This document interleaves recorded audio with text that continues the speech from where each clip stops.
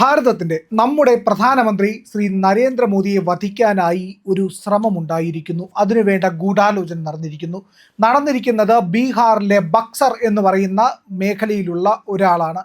അയാളുടെ ലക്ഷ്യം എന്ന് പറയുന്നത് നമ്മുടെ പ്രധാനമന്ത്രിയുടെ ജീവനായിരുന്നു എന്നുള്ള പ്രധാനപ്പെട്ട വാർത്തയാണ് പുറത്തു വരുന്നത്.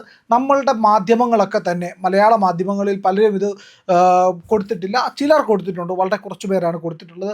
ഈ വാർത്ത വന്നതിന് പിന്നാലെ നിരവധിയായിട്ടുള്ള അഭ്യൂഹങ്ങളും ഇതിനു പിന്നാലെ വലിയ ചർച്ചകളും ഒക്കെ തന്നെ സോഷ്യൽ മീഡിയയിൽ നടക്കുന്നുണ്ട്.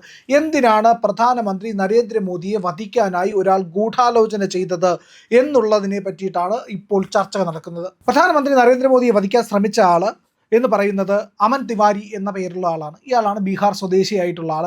ഇയാളുടെ 22 ദിവസം കൊണ്ടുള്ള ഒരു പദ്ധതിയാണ് ഇയാൾ തയ്യാറാക്കിയിരുന്നത്. അതായത് 22 ദിവസം കൊണ്ട് പ്രധാനമന്ത്രിയെ വധിക്കുക എന്നുള്ള ഒരു ആക്ഷൻ പ്ലാൻ തയ്യാറാക്കി മുന്നോട്ട് പോവുകയായിരുന്നു. ഇയാൾ ഒറ്റയ്ക്കല്ല, കൂടെ 2 സഹായികളുമുണ്ട്.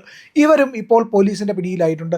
എന്നാൽ ഇവർ മാത്രമാണോ? ഇയാളുടെ ഇമെയിലുകൾ വളരെ നിർണായകമായിരിക്കുന്നു എന്നുള്ളതാണ് ഇതിനോടൊപ്പം വരുന്ന വാർത്ത. വിദേശ സംഘടനകൾ, വിദേശ രഹസ്യാന്വേഷണ ഏജൻസികൾ പലതിനെയും ഇയാൾ ബന്ധപ്പെട്ടിട്ടുണ്ട് എന്നുള്ള വാർത്ത കൂടി വരുന്നുണ്ട്. CIA, സെൻട്രൽ ഇൻ്റലിജൻസ് ഏജൻസി എന്ന് പറയുന്ന അമേരിക്കയുടെ രഹസ്യാന്വേഷണ സംഘടന, ഈ സംഘടനയിൽ ഇവർ ഈ സംഘടനയുമായിട്ട് ബന്ധപ്പെട്ടു. അവരോട് മോദിയെ വധിക്കുന്നതിന് വേണ്ടിയിട്ട് സഹായമടക്കം ആവശ്യപ്പെട്ടു എന്നുള്ളതാണ്. നിസ്സാരമായിട്ടുള്ള കാര്യമല്ല. ആലോചിക്കുക, രാജ്യത്തിൻ്റെ പ്രധാനമന്ത്രിയെ ഇല്ലായ്മ ചെയ്യാൻ വേണ്ടിയിട്ട് വിദേശ ശക്തിയെ ആശ്രയിച്ചിരിക്കുന്നു, അവരുമായിട്ട് ബന്ധപ്പെട്ടിരിക്കുന്നു എന്നുള്ളതാണ് ഇതിനകത്തെ ഏറ്റവും ഗൗരവതരമായിട്ടുള്ള കാര്യം. അപ്പോൾ ഇയാൾക്ക് ഇങ്ങനെ ഒരു ലക്ഷ്യമുണ്ടെന്നറിയാം. CIA ലക്ഷ്യം എന്തായിരുന്നു? CIA-ക്കും അമേരിക്കയ്ക്കും ഒക്കെ തന്നെ മോദിയെ കണ്ണിൽ പിടിക്കാത്ത ഒരാളാണ്. എന്തുകൊണ്ടാണ് അത് കണ്ണിൽ പിടിക്കാത്തത്? നരേന്ദ്രമോദി ഇന്ത്യയെ വളർത്തുന്നു. ഇന്ത്യ ലോകത്തിൻ്റെ ഏറ്റവും വലിയ ശക്തിയായി മാറിക്കൊണ്ടിരിക്കുന്നു.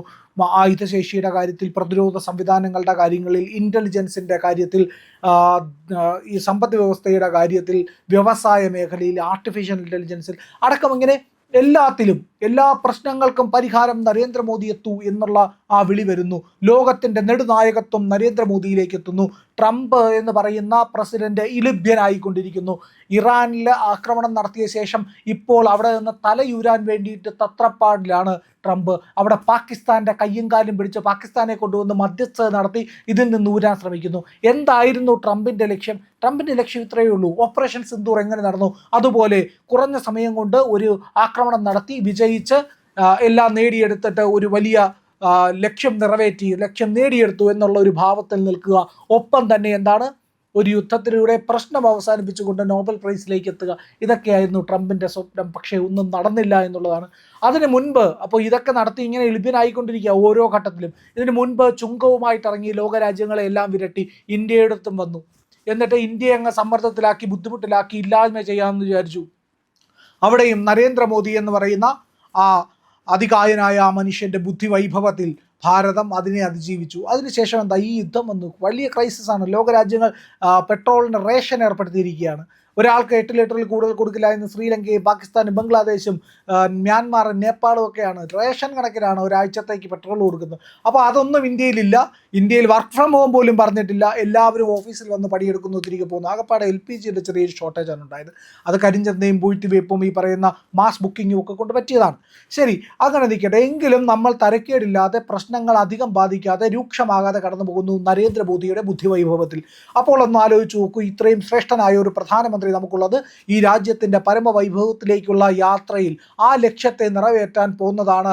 അത് നമ്മളെക്കാൾ കൃത്യമായിട്ട് അമേരിക്കയ്ക്കറിയാം, ട്രംപിനറിയാം, CIA-ക്കറിയാം, ഡീപ് സ്റ്റേറ്റിനറിയാം. അതുകൊണ്ടാണ് അവർ പ്രധാനമന്ത്രി നരേന്ദ്രമോദിയെ ഇല്ലായ്മ ചെയ്യാൻ ശ്രമിച്ചത്. ചൈനയിൽ വെച്ച് നമുക്കറിയാമല്ലോ, ചൈനയിൽ വെച്ച് എന്താണ് ഉണ്ടായത്? പ്രധാനമന്ത്രി നരേന്ദ്രമോദിക്ക് നേരെ ഒരു ആക്രമണ ശ്രമം ഉണ്ടായി. ആ ശ്രമത്തിനെ എങ്ങനെയാണ് ഇല്ലായ്മ ചെയ്തത്? അത് പുടിനാണ് അന്ന് ഏതാണ്ട് 45 മിനിറ്റോളം മോദിയും പുടിനും ആ വാഹനത്തിൽ ചിലവഴിച്ചു. ഇല്ലായിരുന്നെങ്കിൽ മോദിക്ക് നേരെ ഒരു ആക്രമണം ഉണ്ടായിരുന്നു എന്നുള്ളതാണ് ഇവിടെ പ്രധാനപ്പെട്ട ഒരു കാര്യം. ചൈനയിൽ വെച്ച് നമ്മുടെ പ്രധാനമന്ത്രിയെ വധിക്കാൻ വേണ്ടിയിട്ടുള്ള ഗൂഢാലോചന. ഇത് മാത്രമാണോ? CIA-യുടെ ഒരു ഏജൻറ്റ് ബംഗ്ലാദേശിൽ വന്നു. ബംഗ്ലാദേശിലെ ഒരു വലിയ ഹോട്ടലിൽ അയാൾ ഒരു സുപ്രഭാതത്തിൽ മരിച്ചു കിടക്കുന്നു. അയാളുടെ ലക്ഷ്യവും ഇതായിരുന്നു, പ്രധാനമന്ത്രി നരേന്ദ്രമോദിയെ ഇല്ലായ്മ ചെയ്യുക എന്നുള്ളത്.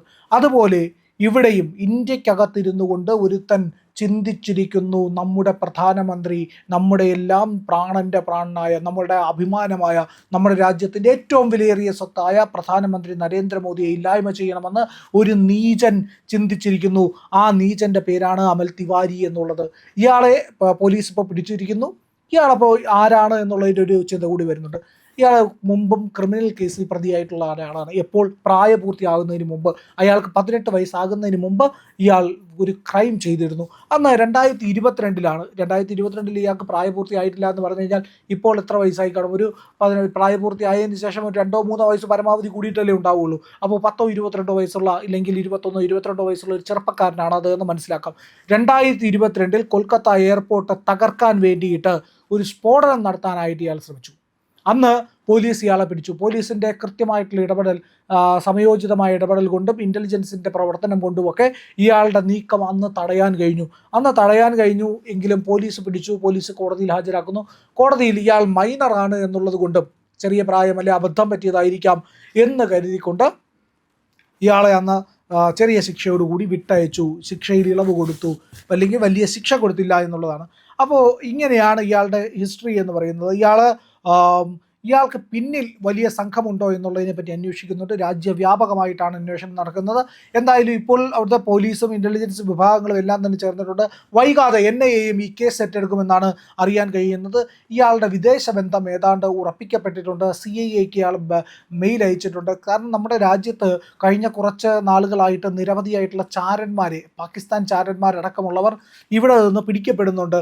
ഇന്ത്യക്ക് എതിരായിട്ട് ഇന്ത്യയുടെ പ്രധാനപ്പെട്ട സ്ഥലങ്ങളിൽ പോയിട്ട് ഫോട്ടോ എടുക്കുക, റെയിൽവേ സ്റ്റേഷനുകൾ, ബസ് സ്റ്റേഷനുകൾ, അതുപോലെ തന്നെ നമ്മുടെ പ്രധാനപ്പെട്ട സർക്കാർ ഓഫീസുകൾ, തുറമുഖങ്ങൾ, അവിടെ വിന്യസിക്കപ്പെട്ടിട്ടുള്ള കപ്പലുകൾ, ഇതിൻ്റെയൊക്കെ ഫോട്ടോ എടുക്കുക, നമ്മളുടെ സംവിധാനങ്ങളെ, നമ്മുടെ സുരക്ഷാ സംവിധാനങ്ങളെ പറ്റിയിട്ടുള്ള ചിത്രങ്ങളും വിവരങ്ങളും നമ്മുടെ റോഡുകളും വഴികളും ഇതിൻ്റെ മാപ്പുകളും ഒക്കെ കളക്ട് ചെയ്ത് പാകിസ്ഥാനെ കൈമാറുന്ന ചാരന്മാരെ നിരവധി പേരെ പിടിച്ചു കഴിഞ്ഞു. സ്ത്രീകളടക്കമുള്ള സംഘങ്ങൾ അതിലുണ്ടായിരുന്നു.